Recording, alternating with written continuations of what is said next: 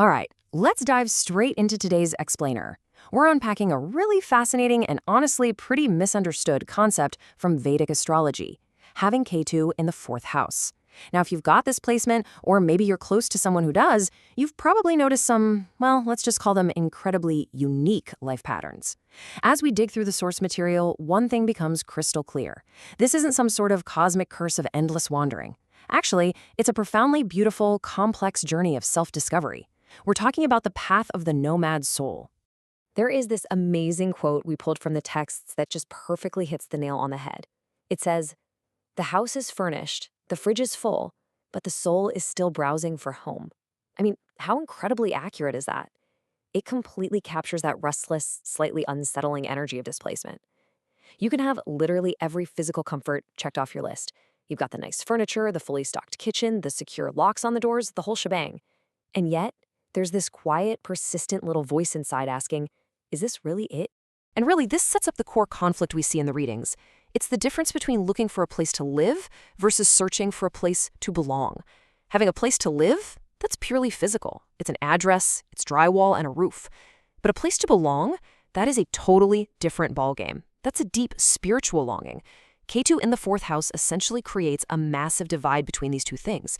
You might have the physical house locked down tight, but that deep, anchoring sense of true belonging, it always just seems to be floating slightly out of reach. So let's break this down further. Section 1. Meet the nomad soul. Moving right along to Section 2, the restless physical home. When we look at the foundational texts, they're super explicit about the fact that this placement brings some very unusual karmic lessons, specifically centered around your physical environment. For a lot of folks, your home might literally feel temporary, over and over again. The sources highlight frequent relocations, like life circumstances just constantly conspire to uproot you. You might even find yourself living totally away from your homeland. But here's the really interesting part. There's this intense detachment from property and material comforts. You could own highly valuable real estate, gorgeous things, and yet you just feel completely indifferent toward them. They don't anchor your soul. Because of that, there's just a chronic difficulty in feeling truly settled, no matter how beautiful the physical space around you is. Which brings us to a pretty heavy emotional reality. You might literally feel like a stranger in your own birthplace. A lot of people with this placement experience a really strong, almost undeniable urge to just leave their familiar surroundings in the rearview mirror. The town or city where you were born, the place that's supposed to automatically feel like yours, can end up feeling incredibly foreign. It's like you look around at the streets you grew up on and suddenly realize, wow, my spirit just isn't tied to this geography at all. Another major external factor popping up in the readings is having a pretty unconventional relationship with the mother figure. See, the fourth house in astrology represents the mother, and Ketu brings this strong energy of detachment. So the bond here might just be naturally distant, or it could be highly karmic and deeply spiritual, but just incredibly hard to define in normal everyday terms. It rarely looks like that traditional picture-perfect mother-child dynamic you see on TV. It's much deeper, but it's fundamentally different. All right, let's pivot inward. Section 3, your hidden emotional world. Diving into the texts, we uncover this huge core concept, emotional detachment. The readings describe this as the feeling of not fully belonging, even when you are placed in a super loving and supportive environment. This is so crucial to understand. We aren't necessarily talking about trauma or a bad upbringing here. You could literally be surrounded by the most wonderful, supportive people in the world, and yet, deep down inside, you still feel kind of separate. Because external comforts and external validation rarely provide lasting emotional satisfaction for this placement, this very detachment is what actually triggers your lifelong quest for true inner peace. Because of that intense internal quest, your emotional life naturally goes underground. The sources specifically call out a hidden emotional life.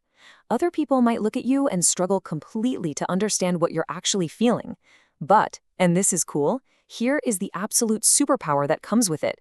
You get this razor-sharp intuition about people and environments.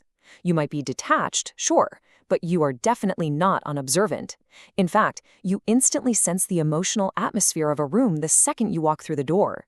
You're constantly reading the energy, quietly continuing that endless internal search for a place to finally belong. So where does all this restless searching actually lead?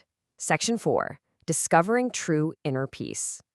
When we look at the ultimate evolutionary goals for the nomad's soul, minimalism becomes highly, highly appealing. And it makes total sense, right? If physical things don't bring you comfort, why on earth would you hoard them? You naturally start leaning toward a more spiritualized home life. You begin building inner security rather than obsessing over outer security. And the texts note a profound interest in solitude and spiritual retreats. For the Ketu in the fourth house individual, quiet spaces often feel infinitely more nourishing than loud, chaotic social environments. Solitude isn't loneliness for you, it's literal medicine. At the end of the day, the source material points towards spiritual growth through emotional independence. Life gradually, and yes, sometimes a bit painfully, teaches you a massive, beautiful lesson. It teaches you to find absolute security entirely within yourself, rather than relying on your family, your property, or any external stability to make you feel safe. You literally become your own sanctuary. Which brings us to this final, pretty provocative question to wrap up everything we've unpacked in this explainer.